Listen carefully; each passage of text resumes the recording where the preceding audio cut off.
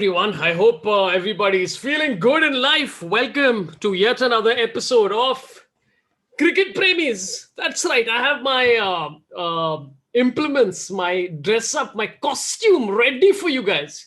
Hope everybody's good. Farhan Virani says super late OP. I started at 11 o'clock exactly. How is this late? I don't understand. Soul Nirbhar says bring back Sports Center. Akshay Kalbak says he was part of a few good men ESPN Star Sports commentary team. He was in fact the best man on it. Of course, we're talking about Shri Alan Wilkinson, who will be joining us shortly. Everybody's here. Good morning to everyone. I hope you're all doing well and enjoyed yesterday's match where CSK absolutely dominated Punjab. I thoroughly enjoyed, man. Deepak Chahar is always a delight to watch destroy an opposition with that beautiful swing. Anindya Rastogi, new cap. It's an old cap, actually. I've worn it across 24 episodes, but I appreciate it. It's washed, yes, correct. And India, you're absolutely correct. It's been washed. I washed it after 9 months of wearing it. If you've just joined the show, please give a like so that more people tune in because that's how the YouTube algorithms work. Dhoot Neeraj says discuss Sidhu stories. Absolutely. We'll discuss. We have to discuss. There's a couple of stories about Navjot Singh Sidhu that I have to discuss. Amrita Ravi Mohan, so excited. Anu Menon is Sone Pe Suhag. Completely agree. Anu Menon is always Sone Pe Suhag. She's always a delightful person to have. Okay, before I begin, a couple of things. I know a lot of you guys have been saying that, hey, I should be doing this on my second channel, but I'm just giving leeway and time for people to transition to the second channel to do these lives there. So I'm sure one of my mods will put the link for the second channel. Please subscribe there because, again, I think May onwards, 100%, we're just going to shift everything that side unless people give sponsorship. That's a separate thing. Mayank Singh says, love this show, brings a new dimension to the cricket viewing. Completely, man. And by the way, thanks a lot to Rajat Shah, my friend, Rajat Shah, a YouTube member and a great human being in general, who reminded me that, hey, listen, you're supposed to get Alan Wilkins. So thanks a lot for the reminder. Okay, we've already got a super chat. That's very nice. I'll read this out shortly, Bart 8881. A couple of things I have to announce. I got a InstaMojo. Somebody gave money to me on InstaMojo, and it was a gentleman called Ketan Parikh. Very sweet message. Hi Saurabh, it's my birthday today. Hence, taking this opportunity to thank you for Wake Up. I have been listening to it for the better part of the last year. The podcast is not only informative but also fun. Hence, I wanted to thank you by making a small financial contribution. This is listen, man. It's your birthday. You shouldn't be giving me money. I should give you money in some. So if you have a YouTube channel, Ketan Parikh, let me know. I will give you a super chat for your birthday. And happy birthday. I hope you have a great year. And thanks a lot for giving me paisa. Obviously, love the paisa.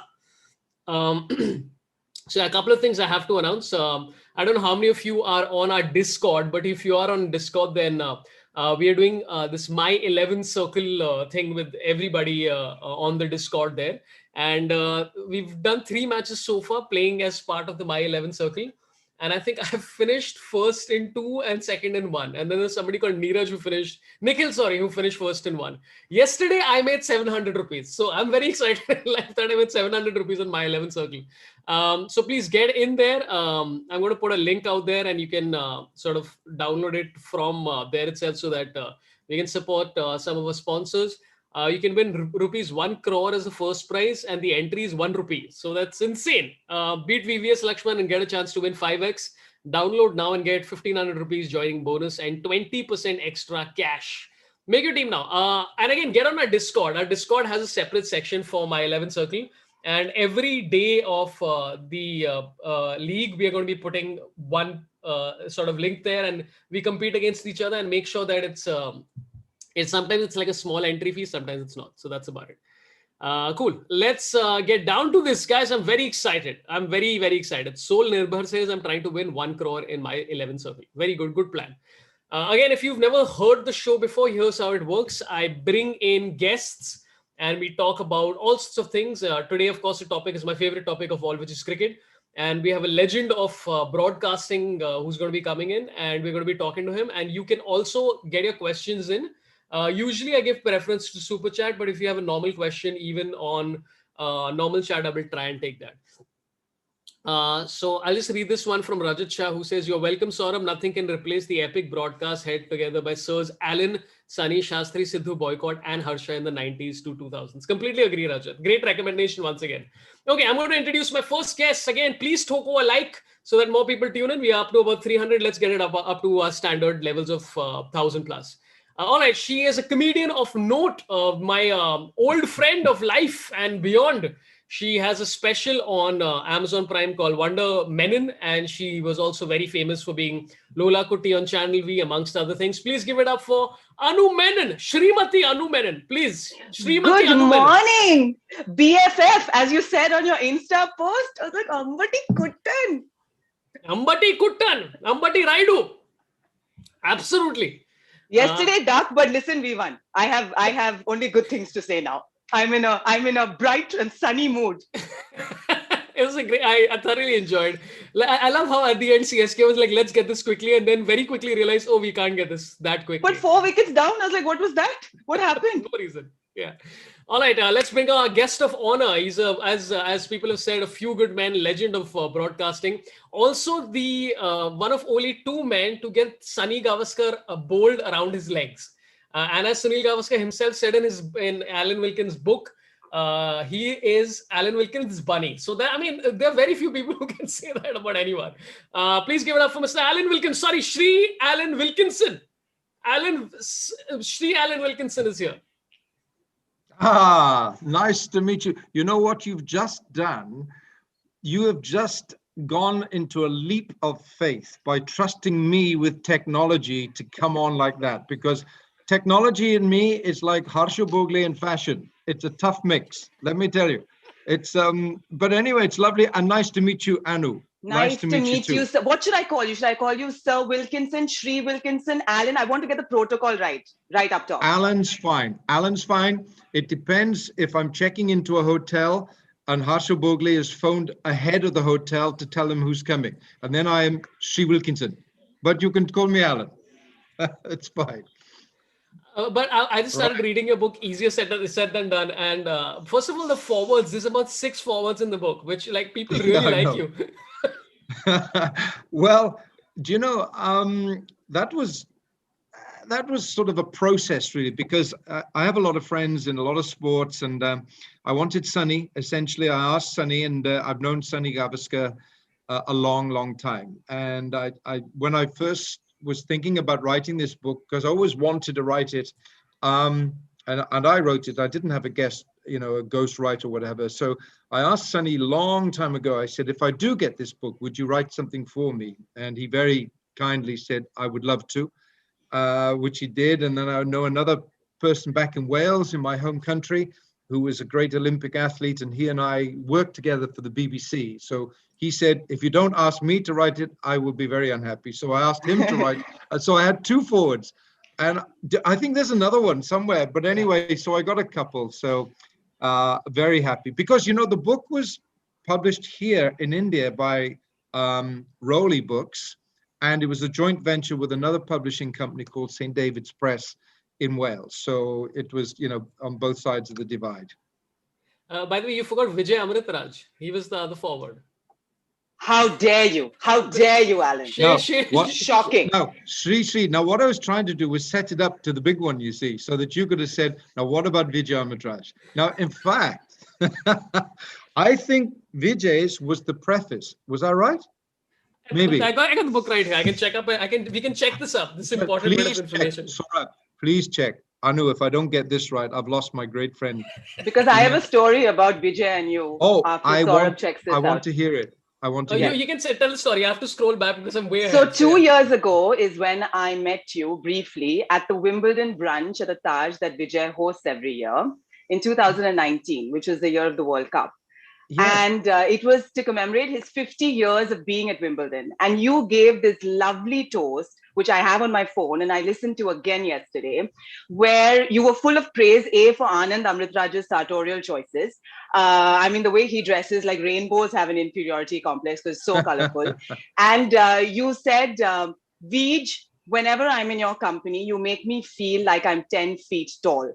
And there was a collective awe from the audience because even Vijay realized that his own wife had never said something so lovely to him in all their years of marriage. I know. Go on. Carry on. And then how the two of you were not given a place at an Italian restaurant because I think you all were a bit worse for wear after a few drinks. And it was a completely empty Italian restaurant. And you stumbled in and the proprietor was like, no, there's no place. And you were like, no, but I can see some like chairs that are empty. And he was like, no, hustle away now. I know, I remember it, honestly, and I do remember meeting there. I can see it now. We were near there was like an orangery there, and we were all standing. Yes. That's right. I remember it. It's nice to see you again. It's lovely. And that was just a lovely function, wasn't it? Because Vijay is Wimbledon. I think this year he celebrates 50 years, or maybe he's 50. He's way past 50. Because he went there as a 17-year-old, I believe. Yes.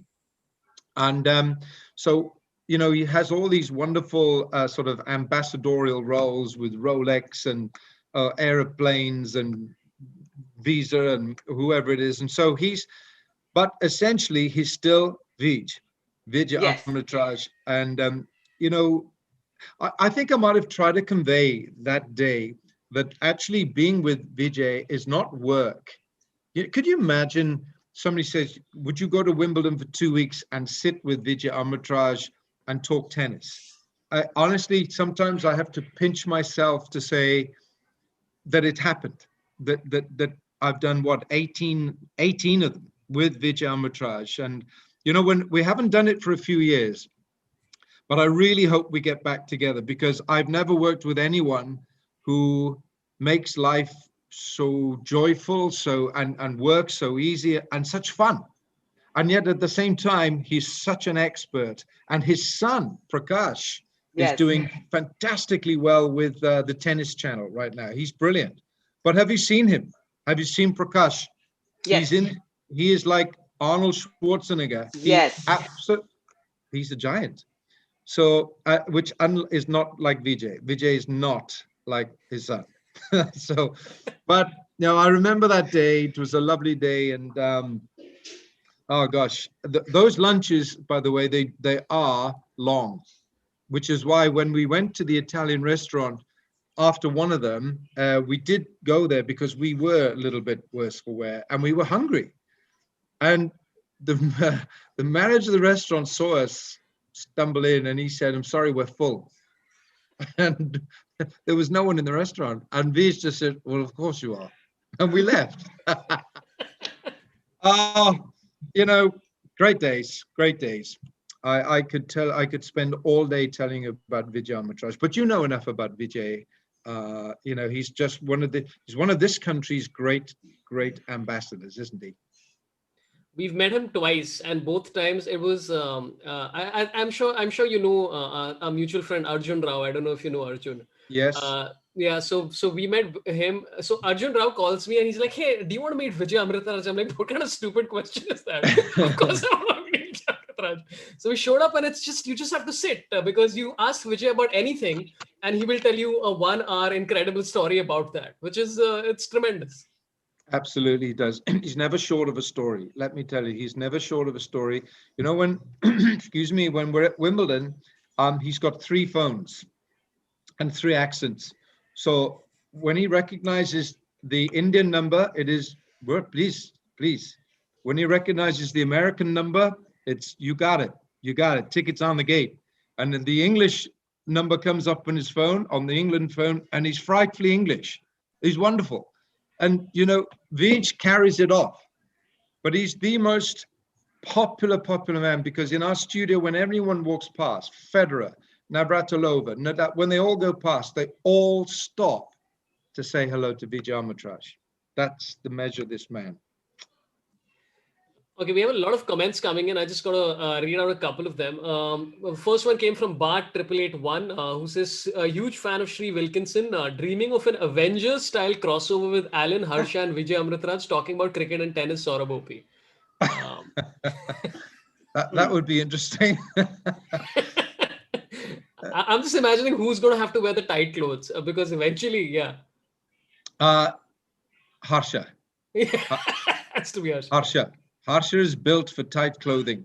He's built like a minute to 6. He is like this. So Harsha had a very tight pair of jeans, chinos on yesterday, very tight. But he was very proud of them. Harsha is very later in life getting into fashion. But tighter than Kevin Peterson's sort of chinos? Because that's another level of tight. No, that is tight. No, yeah. Harsha's not there. Yeah, no, he's not there yet. I think you'd have to call somebody into the house if Harsha started wearing those. No, it's not KP tight. No.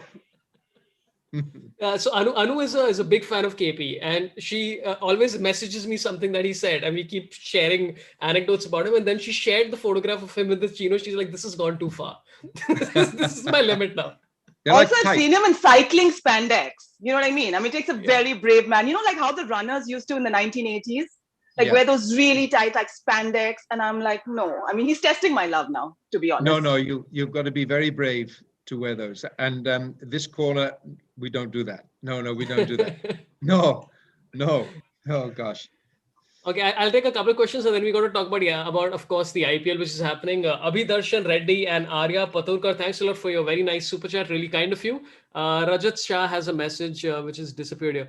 Oh yeah, Rajat has a question. Mr. Wilkins, you were a right hand bat and a left arm bowler. Who are your favorite ambidextrous cricketing all-rounders? My favorite ambidextrous cricketers. Well, my favorite cricketer of all time who I played against was Sir Vivian Richards. But of course, I mean, Viv batted right and he bowled right. I'm just trying to think of the great, who would have been left-hand bowled. Gary Sobers bowled left quick and batted left-handed. I wish I'd known this question was coming. Let me think. Who in an Indian, even Wasim Akram, the great Wasim Akram, left hand. Anu, help me out here. Come on. Sachin is an easy one because he wrote with his left hand and batted right-handed. So technically he was ambidextrous. I mean, he is. Well, yeah, I sign with my left hand and bat right and play golf right. But yeah, Sachin's left-handed in right. He's right. You're right there. But everything he did was right-handed. I'm just trying to think of the Indian. Everything he did was right, basically. Everything he did. And having said this, I hope that he's well. I hope that his friends maybe watching or listening, because Sachin, as you know, was taken into hospital with COVID, but I think he's out now and he's at home recovering. And you know, this thing is ghastly. This thing is horrendous. So Sachin, I hope you're making a sound recovery. I was trying to buy myself some space there. We're noticing your broadcasting skills are absolutely at max. If Rafael Nadal played cricket, he would be ambidextrous. Absolutely. Absolutely. There's something about Rafa that I think would fit into that list.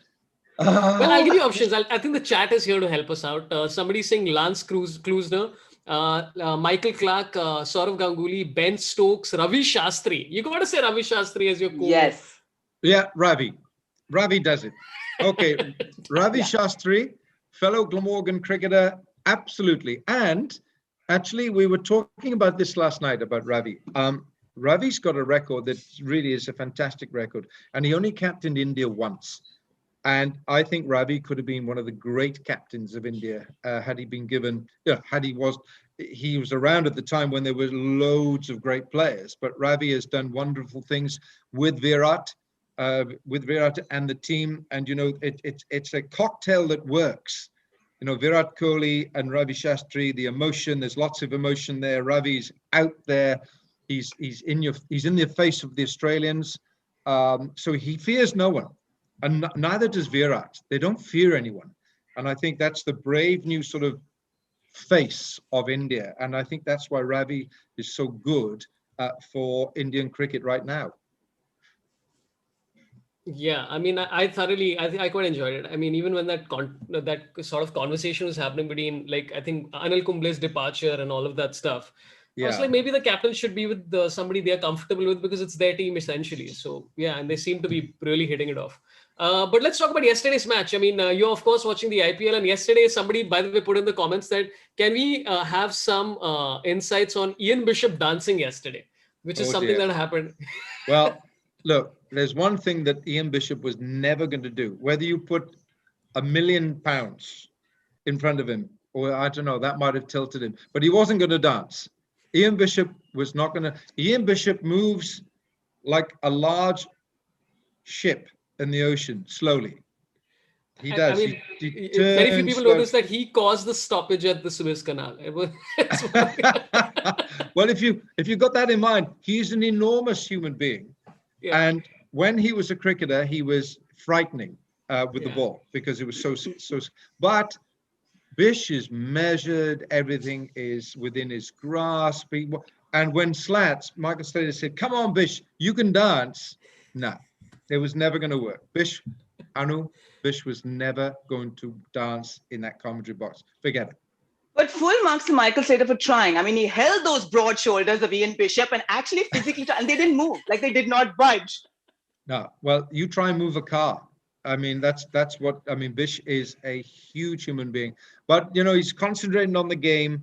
And but by the way, we had 1 or 2 tweets from people saying, you guys are making, you're trying to get up and dance, and you should have a little bit more thought for people who are suffering out there with COVID. And I want to make the point that, I was speaking to our producer, Nick Etherton, about this, and he said, well, what we're trying to do is spread some good cheer as well. Cricket, we're in people's homes. There's lockdowns and curfews, and cricket did this last summer in England because people were fed up, but people were inside and cricket was played. The West Indies came over, Pakistan came over. We had the IPL, of course, that was played in the UAE. So, to those people who said, look, it's a bit frivolous and it's a bit not necessary, it was only a couple of seconds of a little lightheartedness. And I think, we're trying to provide some entertainment. The cricket obviously is serious, but along the way, along the fringes, if there's some sort of fun, I think that goes in with the mix. Wouldn't you agree? Absolutely. Yeah. Absolutely. I mean, the thing is, like, all of us have different ways of dealing with it as well. And I think everyone universally is very grateful that the IPL comes to us every evening, because for those 3.5, 4 hours, it's nice to forget and concentrate on Ian Bishop's would-be dancing. Yeah. No, for those 3 seconds. Yeah. And it's just a minor sort of departure from the main highway, and then you get back on the main road. But Saurabh, you asked me about last night, the match, and I went down because I had the post-match to do. It's incredible. There's no one in the Wankhede Stadium. There's no one in the stadium, so it's very quiet. Or you can hear the players. Our audio guys do a wonderful job because we have crowd effects. I mean, the same thing is happening with football, with rugby, with every sport. So you've got that. And so the audio guys are doing a great job. I think the cameramen are doing a great job because, you're following a ball in an empty stadium. But the players, I mean, Chennai, they came through last night. Deepak Chahar was fantastic. He couldn't stop smiling. That first wicket he took last night, that first wicket with that unplayable delivery to get rid of Mayank Agarwal, Deepak smiled. All you could see is his teeth last night. It was great. And, well, it was good to see Chennai getting back on the winning trail, even if it was at the expense of Punjab.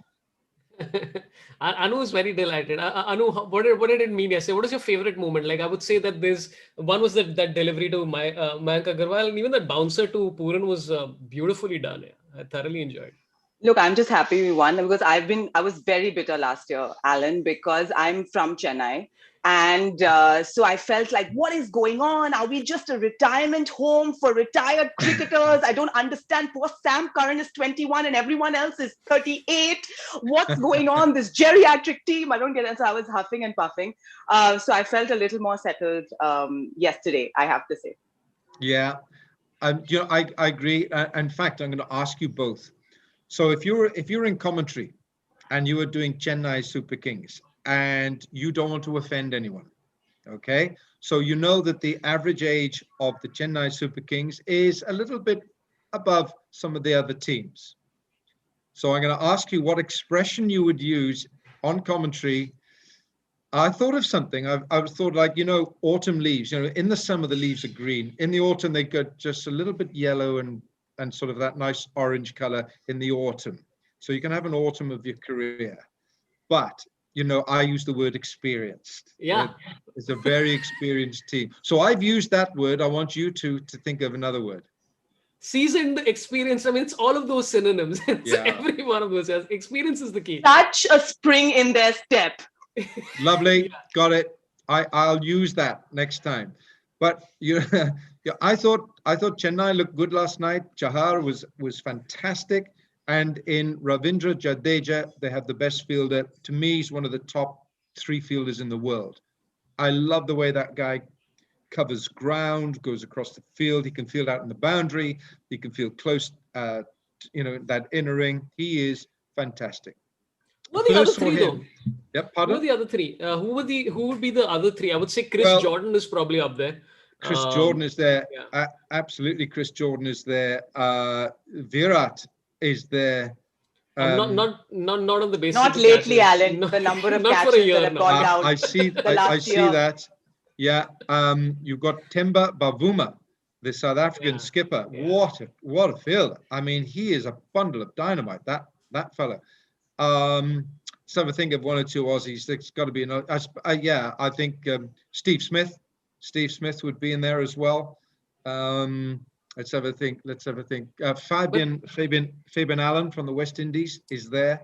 He's taken some incredible catches. So yeah, any English boys in there? Let's have a think. De Villiers is also right up there, and you would say, who's the guy who took the catch at the boundary last year? Was it Puran who took that crazy, ridiculous catch? Nick Puran. Yeah. Absolutely. Yeah. Nick Puran.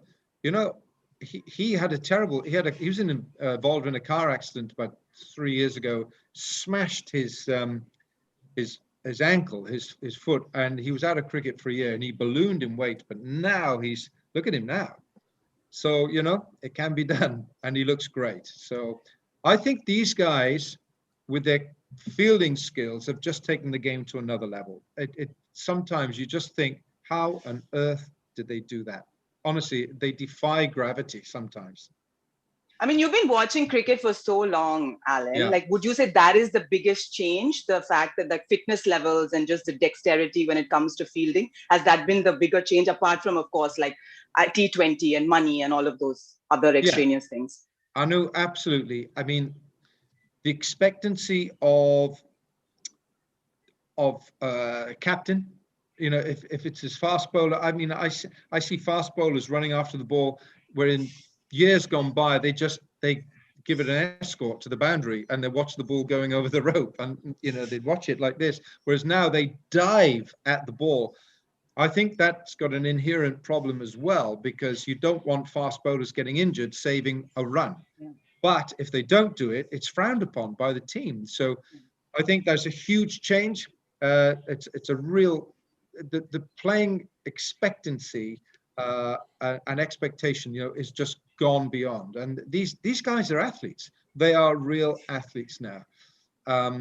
It's a better game. I mean, look at how the batsmen hit the ball out of the park. Look what the bowlers do, and look what fielders do. It's fantastic entertainment, and yet the cricket is core. The cricket skills are core. So, yeah, it's changed. Money in the game, it's changed, and it's. But the IPL is just one extraordinary brand of entertainment. Cricket being central. Moeen Ali stopped a great one at the boundary line yesterday. Oh, yeah, and very casually yesterday. Very casually. Yeah. I know. Moeen, he's loving it, by the way.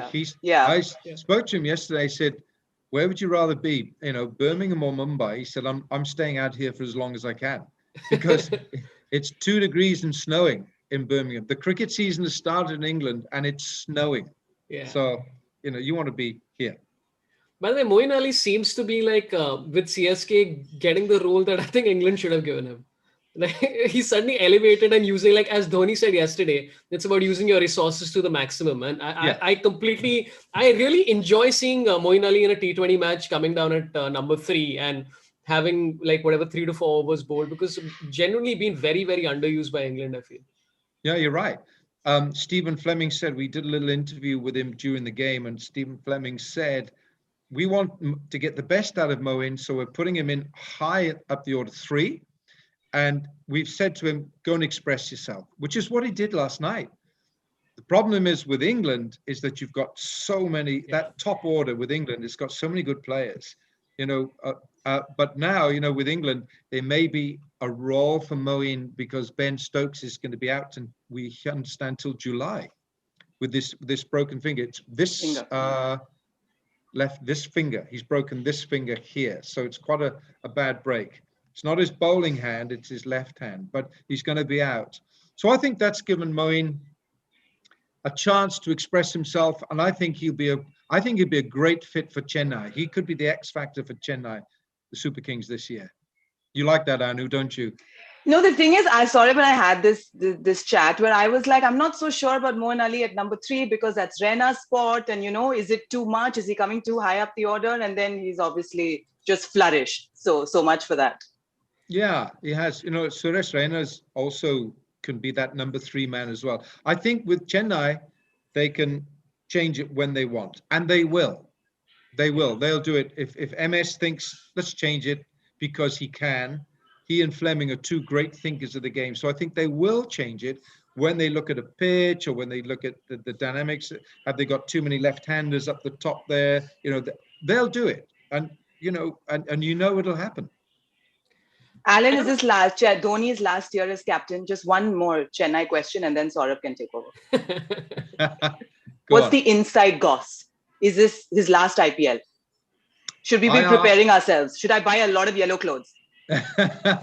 Buy a lot of yellow clothes. But I asked that question to someone yesterday. I think he would like to play another season. But, he's 39 years young. He looks fantastic, doesn't he? I mean, he looks amazing. And he could go on. He could go on. With all that experience and that spring in his step. As an autumn leaf.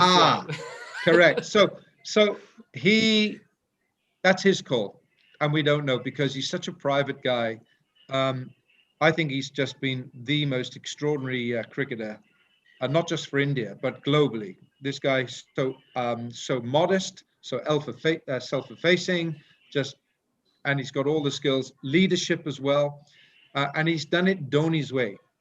Dhoni's way, that's his way, and India won everything under his captaincy in every format. So if he says, well, I'll call it a day, we can only wait for him to say it. But buy some yellow clothes. A friend of mine happened to shoot an ad with MS Dhoni, and he's not a massive cricket fan, and I could have honestly shot him. So I'm like, why do you get the privilege? And he told me he's so laid back, and he seems so laid back, but he's always hardworking.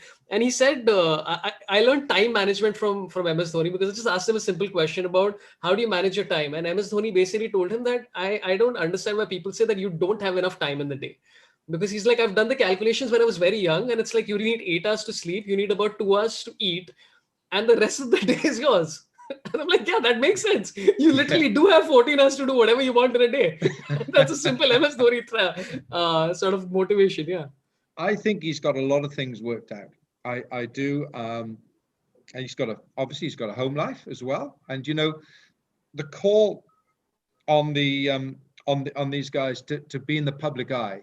And you can understand that. I mean, they're away from home, but he wants to spend time at home. I just think when he does hang up those boots and puts that yellow shirt, I just wonder whether they'll just keep the number 7, whether they'll just preserve that number 7. What do you think? Do you think they'll keep that? Like they've done it with certain players in football, haven't they? They've done it. Didn't they do that? Come on, help me out here, Saurabh. They tried to do that with Sachin, but then Shardul Thakur eventually decided that I'm going to take the 10 jersey. Got a lot of hate for about a year. Yes. And then after the Australia tour, people were like, okay, you know what? You can keep it, man. So we'll allow it. Yeah. They've done this at the French Open, though, with Steffi Graf. They've taken her locker out and no one can use that locker at the French Open. I didn't know that. Yeah. Which, by the way, is going to be played a week later than it was. Yeah, as you know, because of the COVID cases. But Djokovic is still not sure. He's saying, it may not go through as well. Oh, really? Did he say Yeah. that?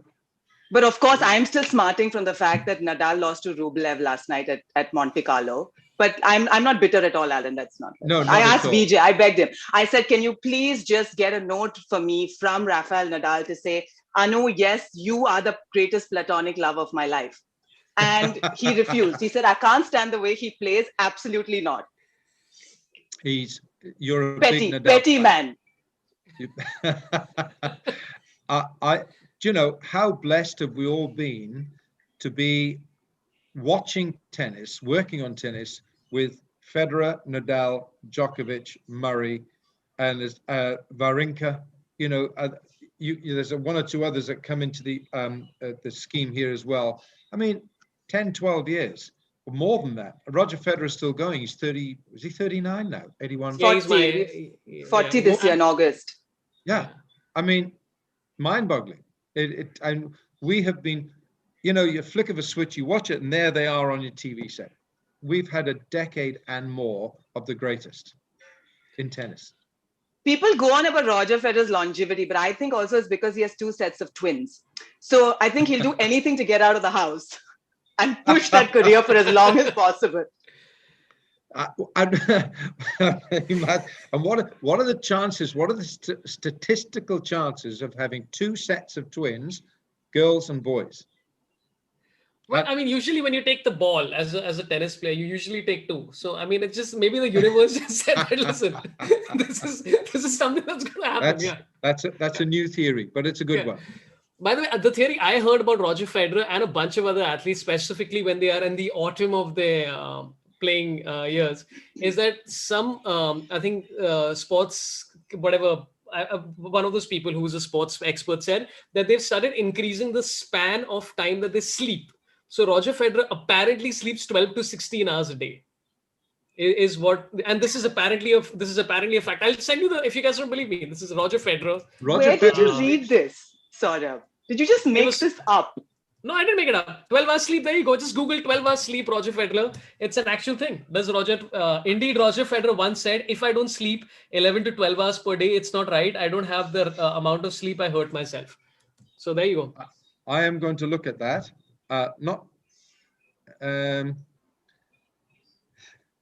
See, you don't have an honest face, Saurabh, that Shri Wilkinson is looking this up as we speak. I am. Saurabh, do I have to go through this, or is that? No, it's okay. We can do it now. No, it's actually true. This is an actual thing that happened. Yeah, it's right. Okay. There's a sports psychologist or whatever who said something. I'll do it apparently, again. Tom Brady does it as well, and a lot of people like athletes and other names were LeBron James and Roger Federer and Tom Brady were the 3 prime examples of it. So yeah. Well, it's astounding. I thought 8 hours would be enough, but I think I had 8 hours last night. But there we are. How many hours do you have, Saurabh? As a prime athlete at the peak condition, I usually, because as I get older, I find that the injuries are a lot. So I try to tell my wife that, listen, I need a minimum of 23 hours of sleep, and she's just not accommodating, and that's why I have not been a professional cricketer. It's just holding me back. These Indian women are just not supportive, Saurabh. It's true. I mean, that's so unsupportive. Yeah. I think you need to speak to your wife about this. You need the full 23 hours. Yeah. Because this is the other hour, right? This is the other hour. This is the other hour, yeah. After this, we'll put you to sleep. This is me at peak condition. This is how good my performance can be after 23 hours. Okay, we have a lot of sort of chats coming in. Karthik Patel asked an interesting question. Ask Alan if he still remembers the meaning of the word chamchagiri. Reference he and Dean Jones learnt it on air from an Indian commentator. Do you have any idea about this? Oh gosh, yes. Cheeky. Chamchagiri. It means cheeky, doesn't it? Cheeky. Am I right? No. Chamchagiri means a sycophant, somebody who sucks up to people. Oh yes, yes. My God rest Dean Jones, Dino. And that's right. And we discussed that word, and we had a bit of a laugh about it. That's nice to be remembered about that. I haven't used it since, but somebody used it, and I said I found out the meaning of it, and I used it for Dino, and he used it back at me. But we miss him, don't we? We miss Dino. We miss him. God bless him. So chamcha means spoon, and chamchagiri means somebody who is essentially like, I mean, the literal, I am sure there's some proper reason for it, but it means like somebody who, yeah, who spoons you. Yeah, Somebody who I like spoons you sounds Spoon wrong, though. feeding you? Is that what you wanted to say? Sort of? Probably. No, somebody who spoons you. Like you were talking about platonic love. So I got Spoons you? Yeah, yeah. Okay, we have Kaustubh Bhalera who says, Sir, Shri Alan, I said sir by mistake. I apologize to Gautam Bhimani who tweeted to me saying that you got to get it right. Yeah. Shri Alan is an absolute blast. Saurabh and Anu OP would love a conversation between Shri Alan, Harsha Bhogle and Vikram Sathe. That I would pay for that. Yeah, completely. Well, I've met Vikram. He's a hoot. Vikram came down to South Africa when the Indian team went to South Africa, 2006-7, I think it was. And we all got together, Harsha, Vikram, and Vikram, I think, might have had his own show or something. And we did things from down there. So, yeah, I met him. And he does all these impressions, doesn't he? He does these impressions. So he's very funny. Harsha is much funnier than you think he is. Honestly, he's the brightest guy in the world, and he can be the funniest guy in the world. And he's naughty, he's mischievous. Let me tell you that. But also so poetic in sport, like he brings poetry to sport. He does. Harsha Bhogle, yeah. Yeah, absolutely. He's a wordsmith, Anu.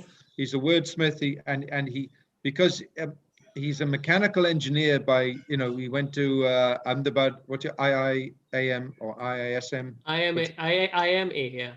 Yeah, so, and he did French. He's fluent in French, and he's got all this intelligence in bulk, and that's because, and it comes through, translates in the use of words and vocabulary, and it comes through. And I love working with him. I love working with Harsha Bhogle.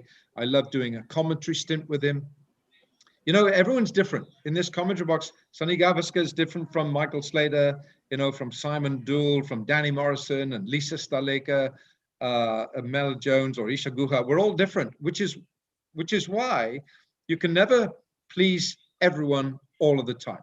Anu, you know that you can crack a joke. Some person will love it. The person next to him will have a face like a crocodile, and so, and you know what it's like. And I think if you think about that you're never going to please everyone all of the time, but you're going to try. You've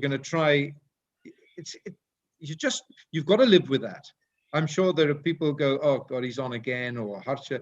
But Harsha is immensely popular in this country. He's got 8.5 million followers on Twitter. I mean, it's absurd, but he's a very popular guy. Harsha is, I'm a big fan of Harsha. And again, I mean, like as a fellow bald man, I've always wanted to ask him about how he resolved that, because it was flawlessly done, how he transitioned from... Well, I think, no, I shouldn't comment on this. No. It's okay. I'll bring him on. As a man with a head full of hair. I know. It might be a bit lighter color than it was, but no, Harsha has done something there. And I think he's fine. He's open about it. But he certainly was very much a lookalike with you, Saurabh, when I first met him. But it's changed. It's changed. Like the weather. Okay, we have a controversial question. I'd love to hear Anu and your opinion on this. I spoke about this at length the other day. But Kaustubh, and by the way, if you're tuning in, please give a like so that we get, let's get it up to 1,000 likes and a lot more people tuning in. Kaustubh asks, Sir Shri Alan, what do you think about Sanju Samson denying Morris that single? Okay, at the time, when it happened, I felt he had made the wrong decision. And we've talked about this in the commentary box, because Chris Morris at $2.2 million is the IPL's most expensive player. But as captain, and as a young captain, I think Sanju had a split decision to make that choice, moment to make that decision. So he said, no, I'm not going to take the run. I'll back myself to get the 6. But if you then the morning afterwards, or maybe a couple of hours afterwards, when you've got time to think about it, but he didn't at the time. He could have taken the single. Morris might have gone back for the second. There might have been a fumble by the fielder. They might have got 2. But it's easier to have scored maybe 4 off the last ball than he backed himself to get a 6 off the last ball. So I think if he had his chance again, he might have taken the single. But he's young. He's a young captain. And he made that call. He made a on-the-spot call to go, and he backed himself to do. And he was only, 10 yards short of hitting a 6.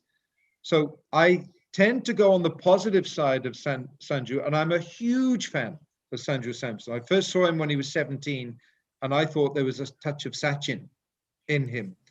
And he'll learn from that. He'll learn from that. But it tells you something of his mentality that he backed himself. He could have said, over to you, Chris Morris, you do it.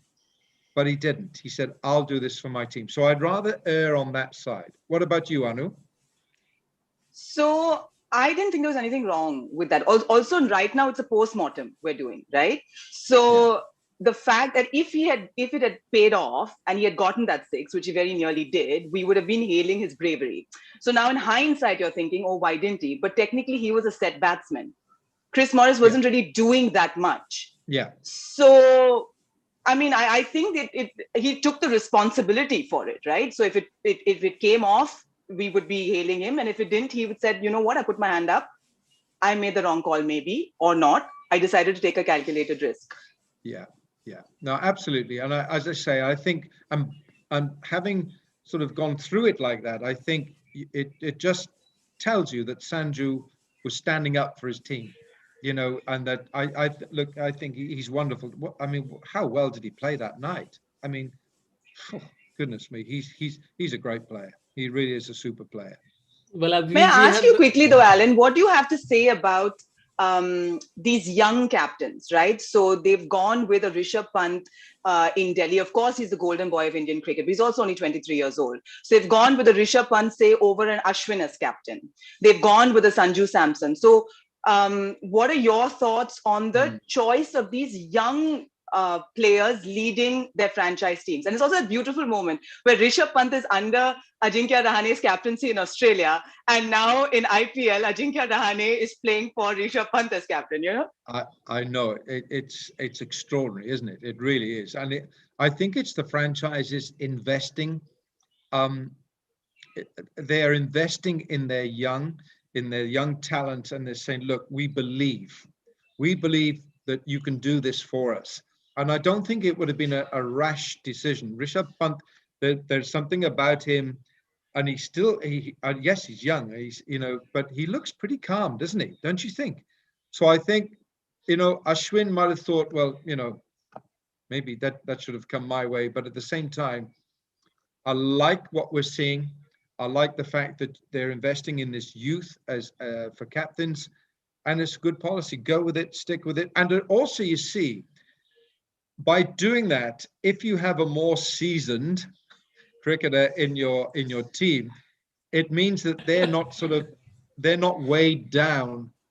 They can get on with their game, right? So Ashwin or whoever it is in even say Ben Stokes, Josh Butler. I mean, you'd think these guys would be captains before Sanju, but it means now that the young guy, they can take advice from these greats around them. That's the beauty of the IPL, and by giving the captaincy to a young fella, you've still got a lot of lieutenants on the field, and so your Butlers and your Stokes and Archers, if he comes back and play, your Ashwins, they can contribute, but they're unencumbered by the weight of expectation. So I think you've got to go with it, and I think it's working.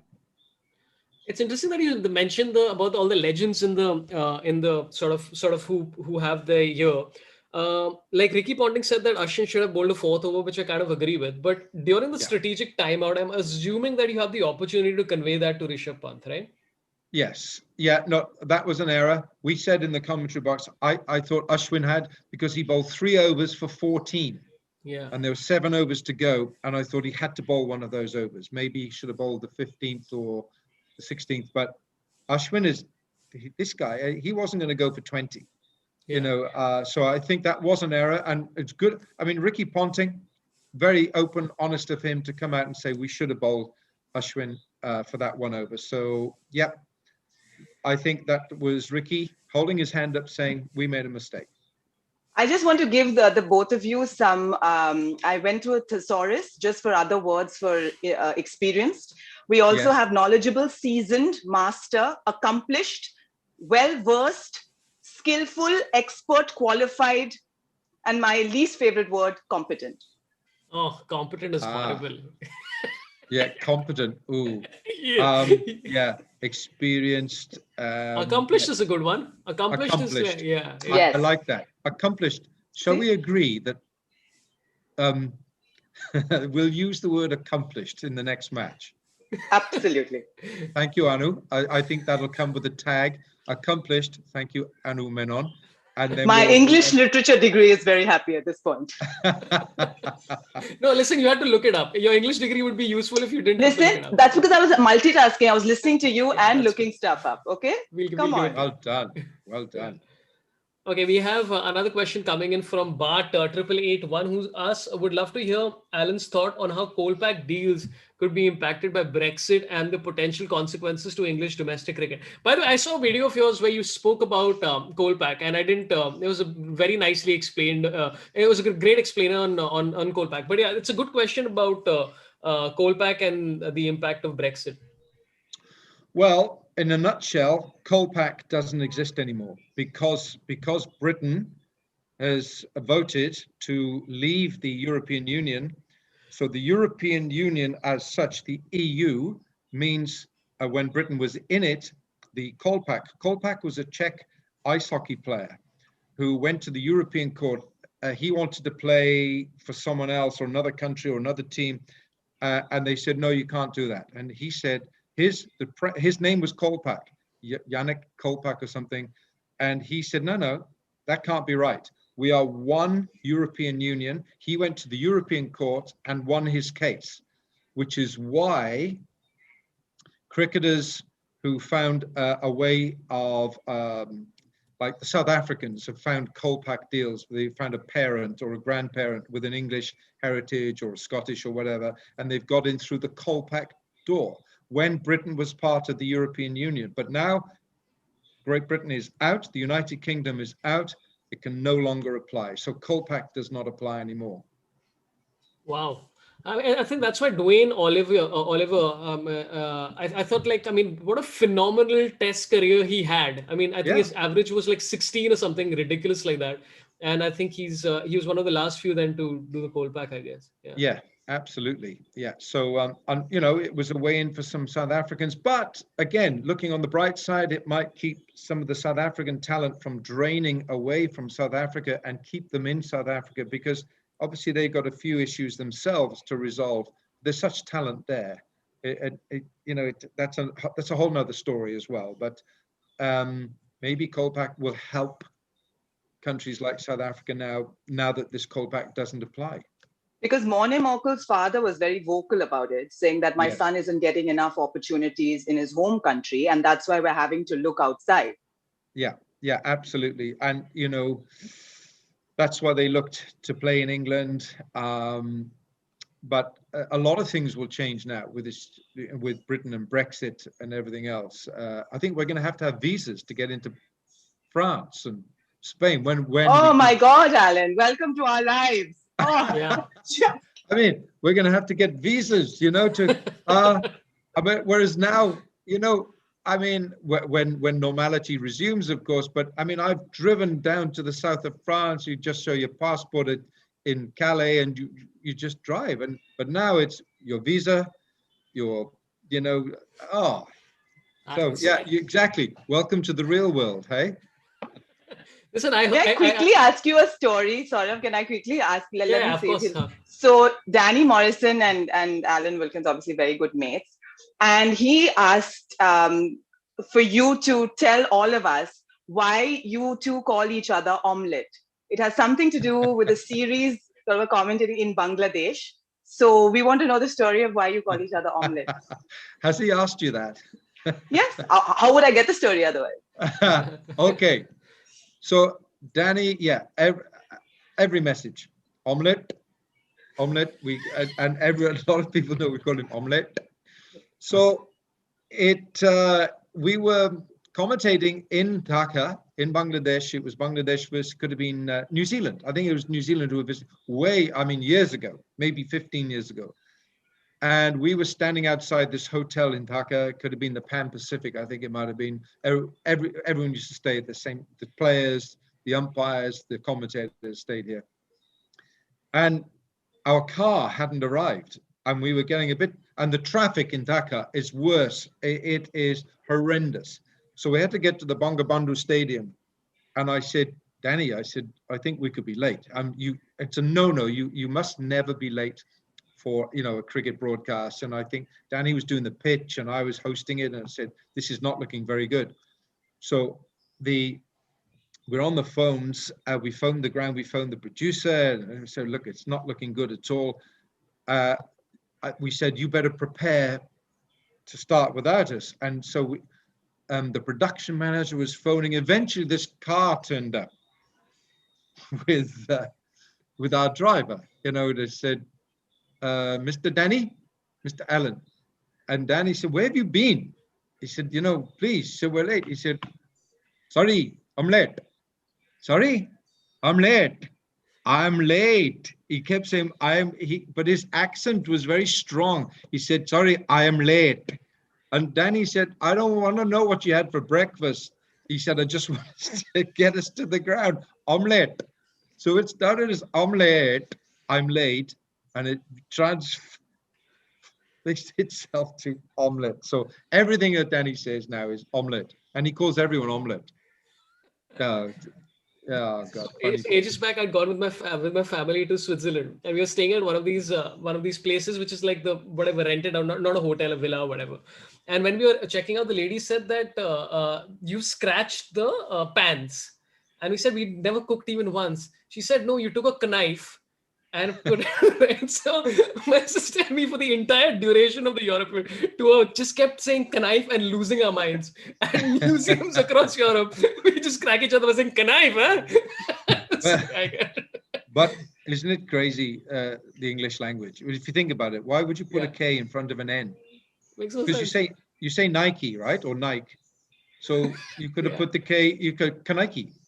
I mean, it's bonkers. But they say it's the most difficult language to teach because the grammar rules are all over the place. Yeah. Apparently, because of course, if you're growing up, like you grow up speaking it, it's different. But otherwise, it's very difficult to teach. Yeah.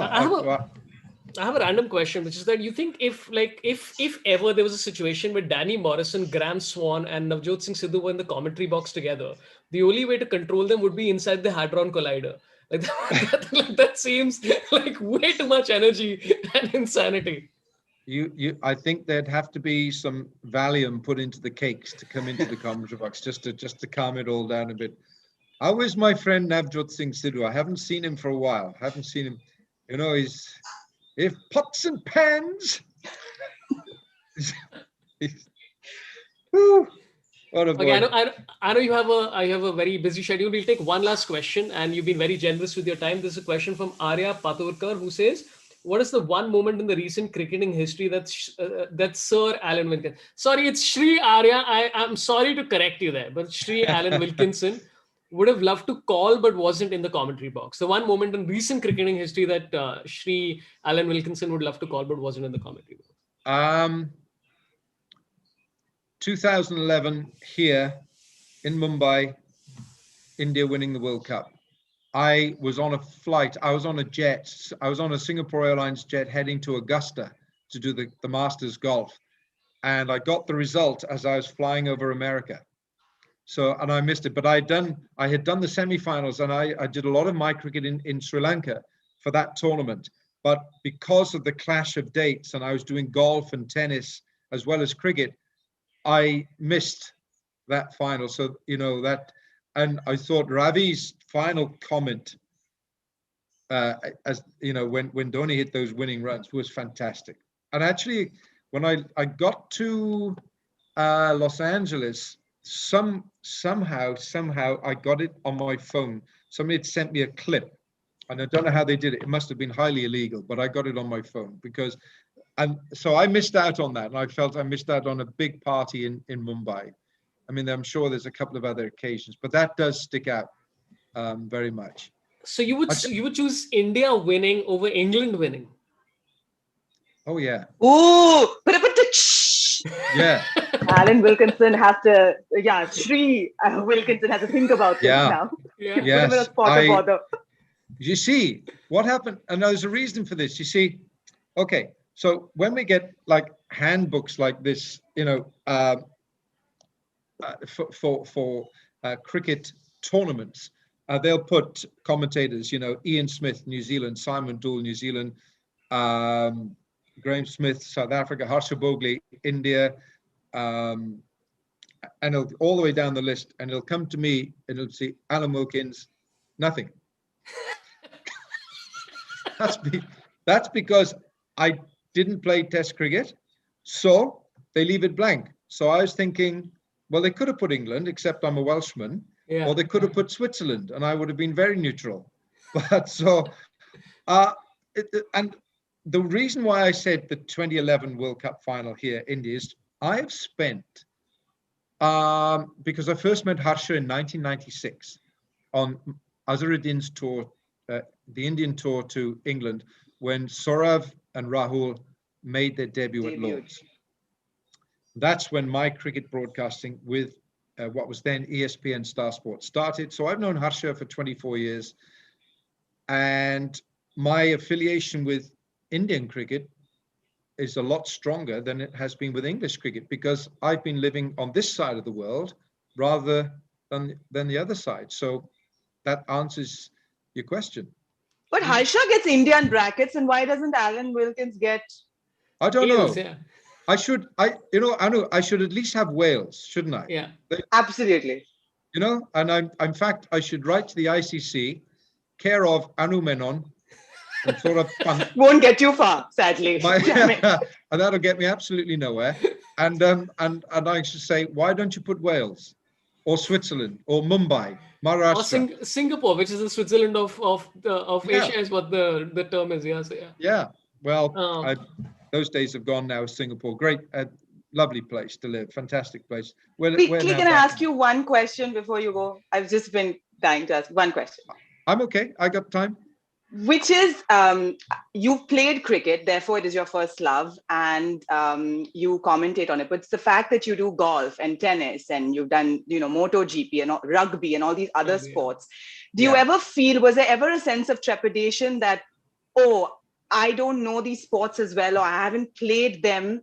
Was there ever a sense of unsurety? Do you prepare more before you start your stint doing these other sports? What is the difference in preparation? That's a really, really good question. And when I was living in Singapore, when it was ESPN Star Sports, I did have all those sports. It was essentially cricket, tennis. Those were the two main ones. Rugby, yes, and golf. So I had those four big sports, and it took up an inordinate amount of time to prepare for it. I haven't done golf for about 3 or 4 years now. I haven't done tennis for about 3 or 4 years.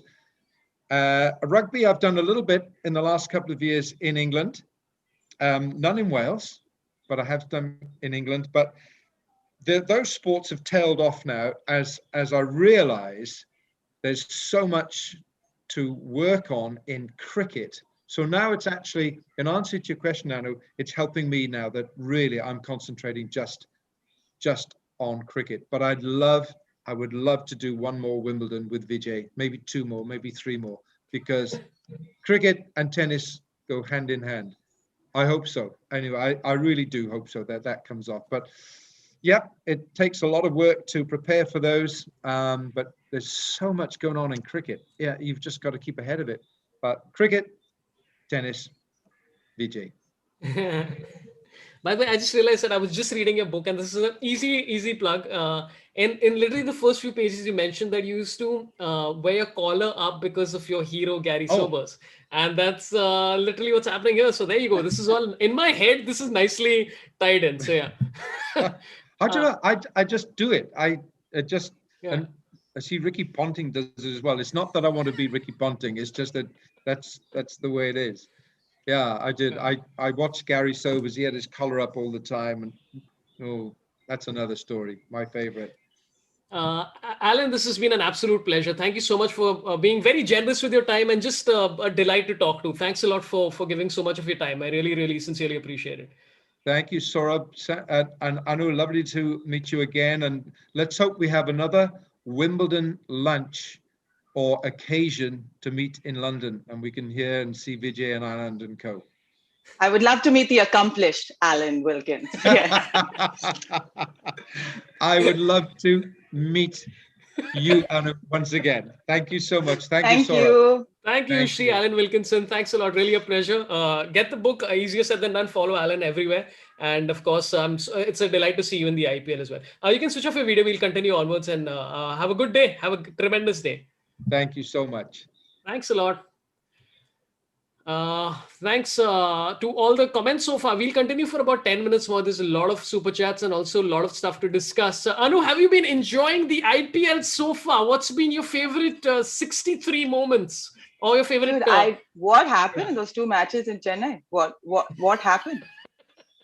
I got this long ass Insta message from someone explaining the nature of the Chennai pitch vis-a-vis the Wankhede pitch, and I was like, you think someone is cruising? And in my head, I'm just like, Shakib Al Hasan, did you have to sky that ball? Why? You had to run a ball to make. What went on? I think they were only so surprised, KKR, that they could have a chance to beat Mumbai that they just lost it. I think in their heads, while they were chasing, they were like, hey, now let's look at net run rate. And then trying to get to net run rate, which is a side route, they basically didn't see the speed breaker ahead, which was the Chennai pitch. And they just crashed the car. This is done. And it happened twice. Do you also believe, Gaurav Kapoor once said that you feel because it's the Indian Premier League that all the captains should be Indian? Is that something you believe? No, I don't think so. Yeah, nor do I. Yeah, I don't think so, because I think it's also I would rather have, but I think the franchises tend to believe it a lot more now, because I have a feeling that this is the kind of conversation that happens behind the scenes. In fact, I'm pretty sure this year is barring Warner, it's all the remaining are all in. Owen Morgan, KKR. Owen Morgan, sorry, I completely forgot about there are two, yeah. So the Australian and the okay, I'll just take a couple of questions and we'll tie it in nicely. Rajat, Mr. Wilkins is a master at doing impressions and mimicking his fellow commentators' accents. However, he always evades doing his famous Sidhu impression. Any chance we see that today? I think we saw 5 lines of it. So there you go. You got that much. Pots and pans. Raghav Padia says, ask Alan Gavaskar or Bishop when it comes to commentary. Listen, I am...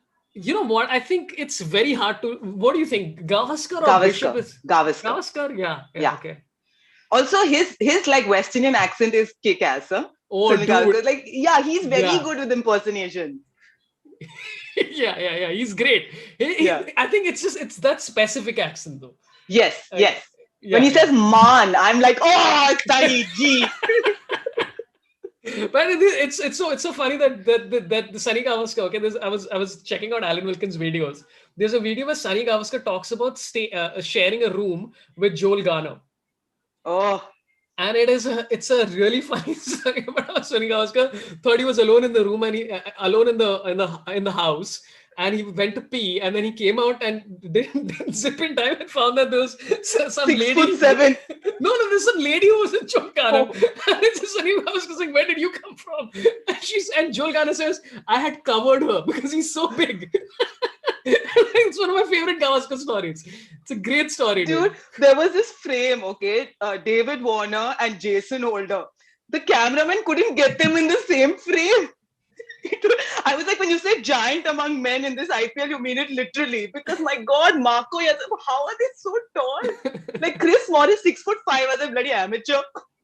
Dude, Kyle Jamieson is 6'8", right? He's 6'8". Is Marco Jansen, 6'8". Oh, Marco Jansen is 6'8"?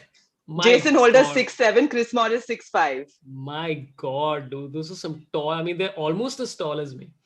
Manvendra Pratap Singh Kumar says, how do you find Swan? He looks extremely funny in dugout, and his love show for Rajasthan Royals. Yeah, dude, I really enjoy. I think like there's a lot of, as Alan said, it's that no matter what you do, somebody or the other is going to not enjoy what you do. I thoroughly enjoy what Graham Swan does. I think it's Absolutely. a lot of fun. Dude, I've been watching the Dugout, okay? And yesterday, you are you watching the Dugout at all? No. Okay, so just imagine this scenario. Okay, what I love is ex-cricketers just ribbing on each other for 2 hours, right? And but the person who they can't rib on is Brian Charles Lara. Brian Lara, yeah. Yeah, you just can't. I mean, what Yeah. are you going to say that? Why did you bat so well? Like, oh, 400. Oh. So they did one where I think somebody said that this is the 17th year anniversary of Lara getting 400. And then Scott Starr says, wait, there's one more. And Dominic Hogg is like, Scotty, if this is about you, please, you gotta be ashamed of yourself. And Scott Starr is having some 10th year anniversary of scoring 111 in a World Cup, and Dominic Hogg just rips on him. He's like, dude, you're comparing yourself to 400 by Brian Lara. So that was one. Yesterday, what they kept doing repeatedly, okay? They kept talking about left armers, like Bolt, what's his name? Who was playing yesterday? Who's the left armer playing yesterday? I've blanked out. The left arm spacer. Was there somebody yesterday who was playing? Was there any left arm pacer yesterday? No one in CSK. Oh, you're talking about Mustafizur. Who are you talking about? Oh, yesterday. Whoever. Sorry. Yesterday. They were just referencing how the bowlers are getting the ball to come in swinging late, okay?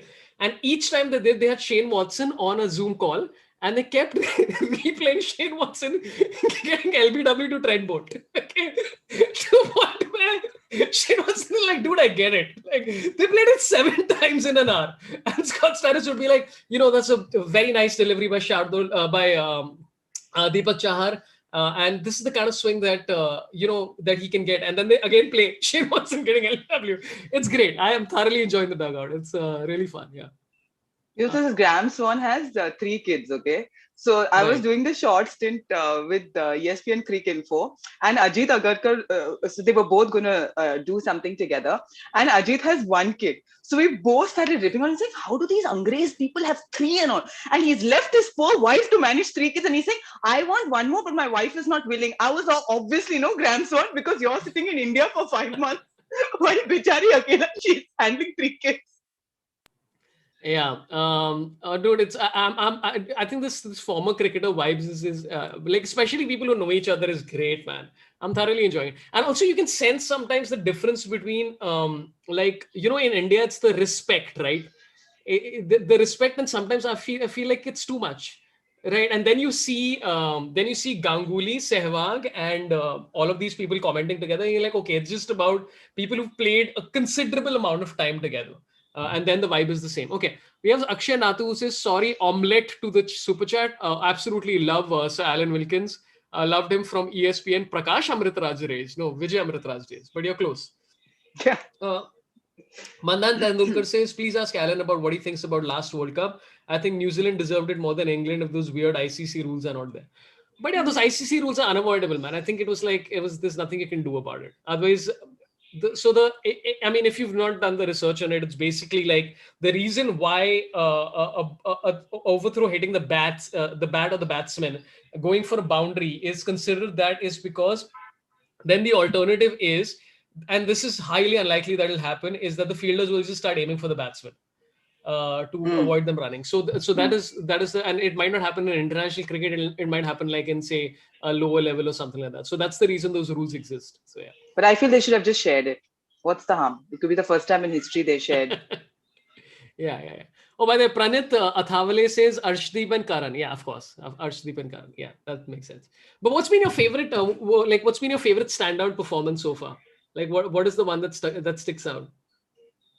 Look, I think Sanju Samson's century for me, for sure. Like, I wasn't initially when it was announced that he would be captain, I thought, really, I think it's too much for someone who's so young, especially when you have, say, Butler in the team. Maybe that would have been the way to go. But I thought that was kind of amazing. Like, he took the bull by the horns. And look, the thing is with Sanju Samson, he's one of the greatest players who've never played for India consistently, right? For some reason, when he gets the opportunity, it never seems to convert, and he's not able to make use of it with consistent performances. So the fact that he put, and that was like some 220 odd or whatever. And he gave you hope till that I thought they would capitulate. But I thought for me, that was a standout. Like on debut, captain, coming at number 3. Yeah. And of course, he has my favorite Sangakkara is also there in the camp. So I'm very torn. Like I really want Rajasthan Royals to do well, but obviously I'm from Chennai, so I'm sort of torn. I would be happy if, either team does well this season. Yeah, I you know what I was thinking about. I think Sanju Samson mentioned once that him and Rishabh Pant were batting together for something. I don't remember what. And Rishabh Pant basically told him that hey, hit the next ball for a 6. It's going so well, and then Sanju got out.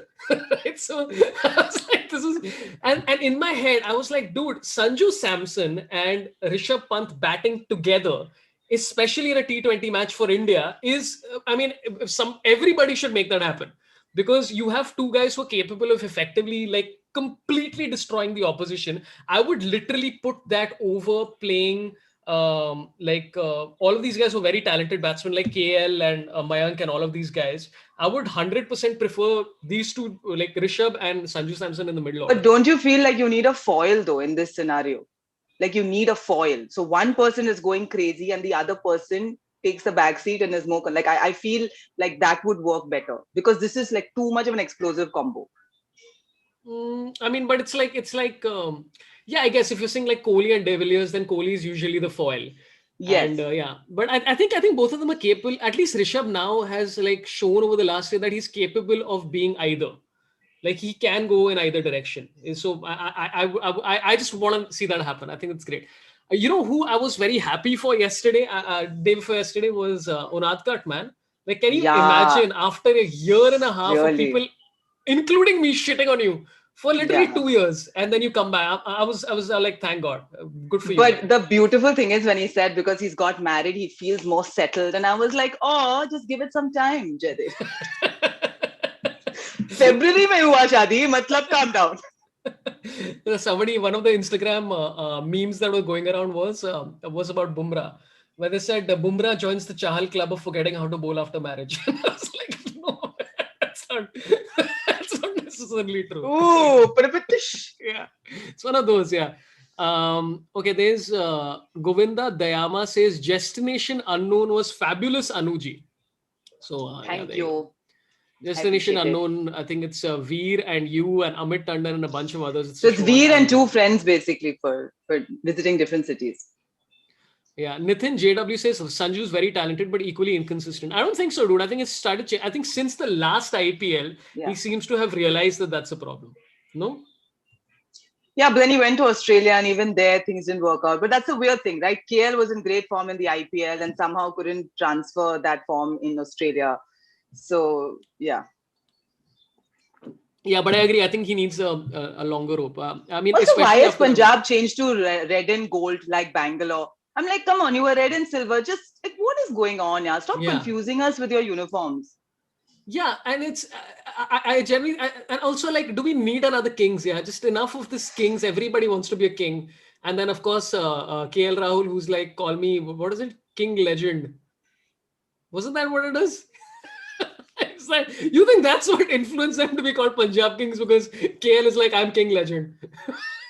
I don't think Rahul would say, I'm King Legend. Thank you. Yeah, but isn't that what the story was? Do you know the story? No. Okay, so the story goes that Dinesh Karthik apparently on Sky Sports, where he was commenting, said that KL Rahul said that he wants his teammates to call him King Legend Rahul.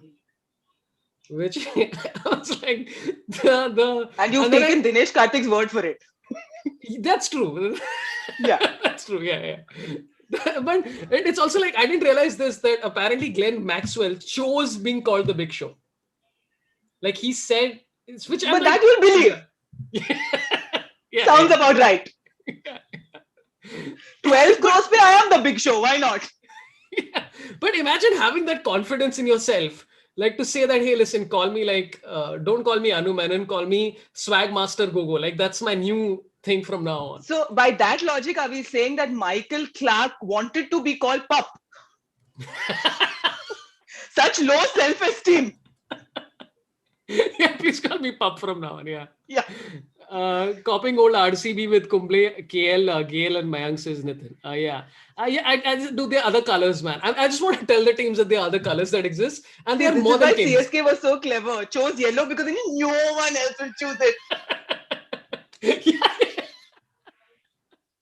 Kisko chahiye fluorescent yellow? Yeah. Raju Yadav says it's not better than Kamal Lajawab Rahul. Listen, I prefer Kamal Lajawab Rahul to King Legend Rahul. Yeah, Yes. it's way worse. Mehtab Khan says Ash would have been very good captain. What do you think of this? I mean, I had forgotten about this debate about Rishabh Pant over Ashwin. What do you think? I thought they would have gone with Ashwin, especially also because Ashwin is going through that golden phase post Australia and England and things like that. And he's a very aggressive and now confident. I would have actually thought they would have, but I understand why they went with the Rishabh Pant. What do you think? Yeah, no, I think it's also like the you need a captain, which is like the running thing across the board. You first need a captain who's assured in the 11. And there's a very small chance that given the last couple of years, they may have been like, okay, you know what, Ashwin, out of the 14 matches, he might just play 12. You never know. So maybe that's one of the reasons that they decided it might have gone against him.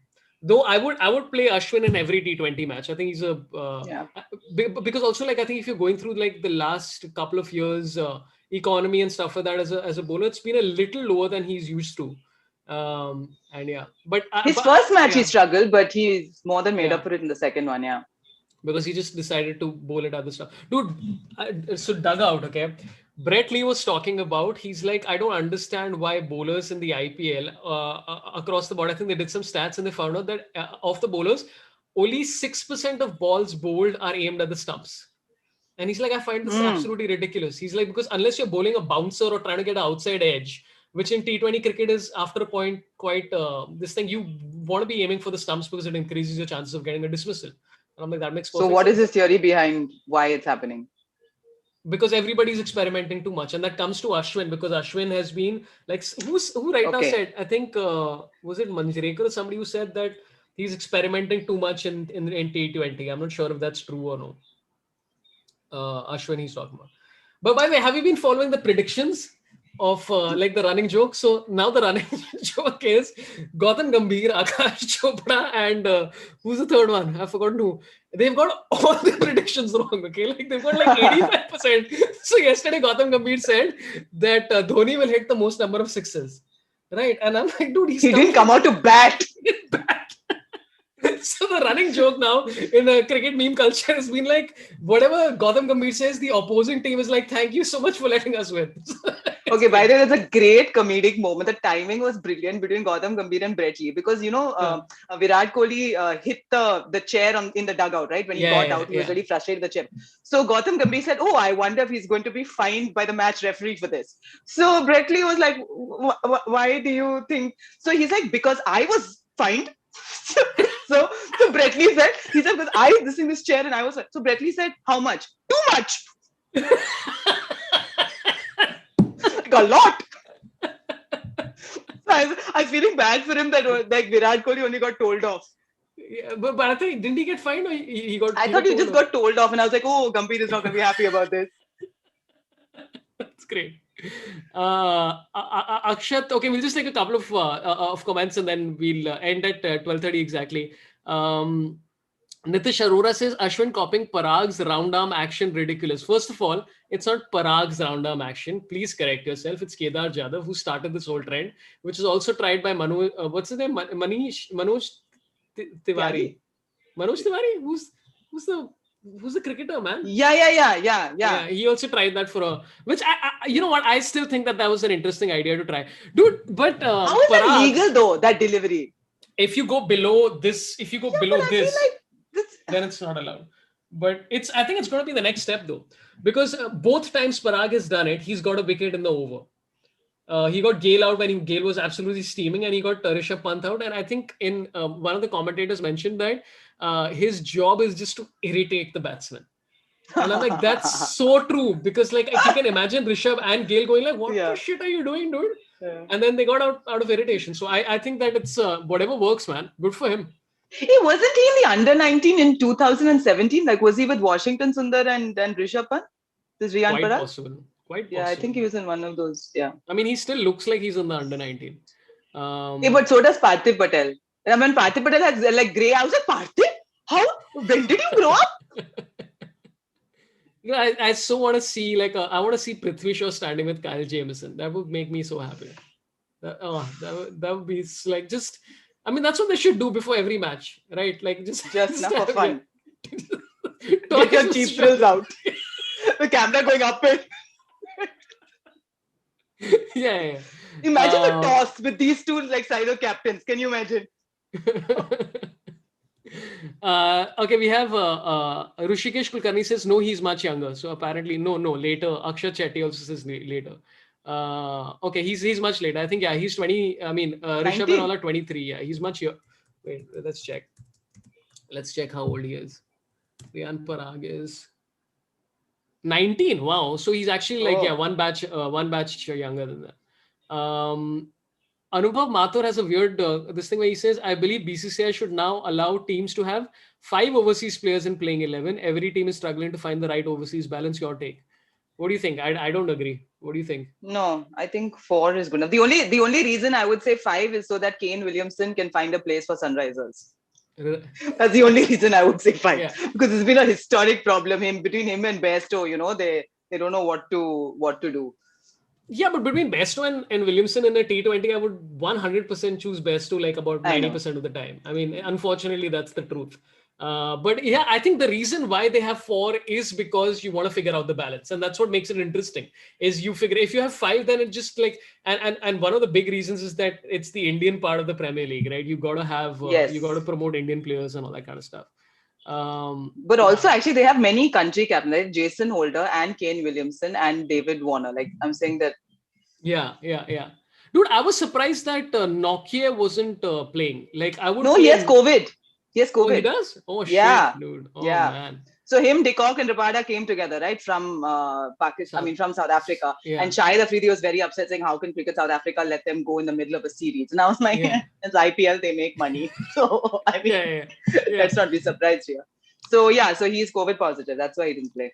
Oh, dude. Otherwise, I think kick-ass bowling unit Delhi has. Dude, Delhi Capitals, even last year, I remember when Nokia and Rabada were bowling together, I was like, oh. Dude, you know who I really enjoyed yesterday was, who's that? Meredith. Meredith bowling those bounces to Raina. I was like, it's great. I love Do that thing again. Do that. It's great. It's just so much fun. I love when a fast bowler comes in and just like starts going like, "Acha, tu chakka marega." Like, oh, it's beautiful. I really enjoyed it. And he was steaming in, dude. He was steaming in. It was beautiful to watch. Like, I think that's a tactic that, like, I remember West Indies. Remember in the World Cup when West Indies played Pakistan in the first match and they just annihilated them because they bowled like a barrage of bouncers. And then they tried the same tactic, I think, against England the next match and it didn't really work. But I think against certain specific teams and certain players, the bouncer thing, like whether it's Gale or Raina or whatever, like I feel that it's one of those, it's as underused as Andre Russell bowling around the wicket across the batsman. Like, I think it's one of those things that that more people should be doing. No? Do you suddenly feel like everyone has also developed like a killer slower ball because they feel like that's the way to go now? That's like an extra thing in your armor. Unless it's just something specifically because they feel it works on subcontinent pitches. Yeah, it does. I mean, like whenever I'm selecting like the team for this, my Dream 11. Yeah, my 11 circle. I don't know what. My 11 circle. That's what I meant. Yeah. That's Did you hear wrong? Duh, Saurabh. Jesus Christ.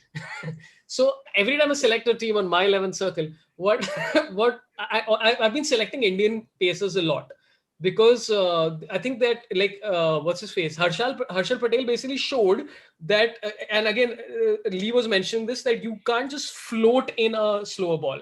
You have to bowl it into the pitch because that allows it to deviate more and also keeps the pace going. So it's almost like you're bowling cutters as opposed to slow balls, which is what Harshal Patel has been doing like successfully for 2 matches now, which I think it's more people are going to replicate it. So but again, Meredith, I was quite impressed by. Like, I think it's quite interesting to watch. Okay, will Harshal Patel bowling solve RCB death overs problem? Dude, right now RCB is like 2 of 2. Yeah. Who would have thunk it? Yeah, and by the way, if KKR had batted properly, Mumbai might have been Yeah. Yes. 0-2, and so yeah, the only team that's not won yet is SRH. Hey, dude, but Um, can we just have an appreciation mention of Wasim Jafar? Like, I enjoy his tweets so much. So yeah. I wait every day, like, what is this little brain twister he's going to like provide for us? Yeah. And Pratyush Rishi Verma says, how impressed are you with Avesh Khan? I think, dude, all of these, like Unatkar, after a while, I think he finally got his right and he was bowling the cutters also nicely.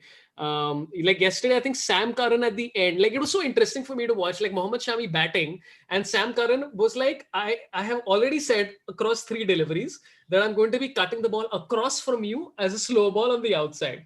And I was like, dude, like Shami's not that bad a batsman that he can't figure this out now. And he's still trying to play across the line. I'm like, just hit it over cover, at least attempt that shot because he's revealed himself. And it's not like Sam Curran is going to bowl a devastating 90-mile-per-hour Yorker on the leg stump suddenly, right? What is that face, the little fellow? Dude, big fan, man. I'm a big fan of him and Moeen Ali. Like, See, I'm no, just, 21, so talented. What to do with these people? yeah. And he's roughly my height, so I'm very happy to see him. That's my whole thing. Anyway, I like this how week- you are a peg measure for everything. Yeah. I'm the end all of everything.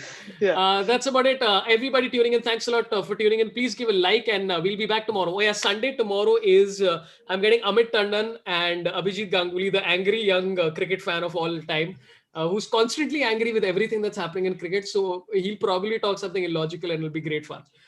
So that's happening tomorrow with Amit and Abhijit. That's happening at 11 o'clock on Sunday. Anu, anything up, anything coming up, anything you'd like to talk about? No, not at all. The less I say, the better. We just, Okay. yeah, this is life. Just, yeah, this is life now. We'll just not, we don't read too much news, nothing. We just bunker. I'm in hibernation. I think hibernation suits me. Perfect. So Anu Menon is plugging hibernation. Yes. So yeah, As a across the survival nation. measure during these times. Yeah, which is what Roger Federer does for 12 hours to 14 hours a day is hibernation. That was just last year. Shut up. Anu Menon, thanks a lot. I'm just going to say a couple of Thank things. you. Yeah, thanks Anu. See you. See ya. Okay, got to talk about if you guys are interested in fantasy cricket, please get on our Discord because my 11 circle we've done for the last 3 matches where we've done. It's actually quite good fun. I'm trying to get more people involved in it. I will announce one again on my Discord at about. I'll actually announce it right now itself so you guys can play in the evening itself. The key is, of course, to make your team after the teams are announced so that you know who's playing and who's not playing. My 11 also allows you substitutes, which is very interesting. I have not tried it yet, but I think I'm going to. So yeah, please use the link that I sent earlier to get on it, and you can get a lot of extra cash and all those things that are there in the world. And there's one contest that they do where you can, for 1 rupee, you can aim to win 1 crore, which is amazing. And VVS Lakshman, if you beat him, you get a chance to win 5x. And 1,500 rupees joining bonus, you get 20% extra cash. So do it, friends. Just do it. That's about it, guys. Thanks a lot for tuning in. Thanks for all the kind messages. Give your love to Alan Wilkins. By the way, I have to say, so many of you guys, every time I tweet to anybody who I want to get on, you're very nice and you mention to those people that, hey, please come, it's going to be fun. So once again, big shout out to all of you who keep doing that. It really means a lot. It really keeps this thing going. So keep doing that, whoever you are, just great. And thanks again to Rajat for recommending this, recommending that I get Shri Alan Wilkinson again. So yeah, get his book, easier said than done. It's I'm about 70 pages into it. It's quite nice. And follow him on Twitter, give him love. And thanks to all my mods, Raghav, Dhanush. I haven't seen Kajol and Sharanya in a while, but Raghav and Dhanush, thanks a lot for your kindness and being here. Really sweet people. Get on our Discord, guys.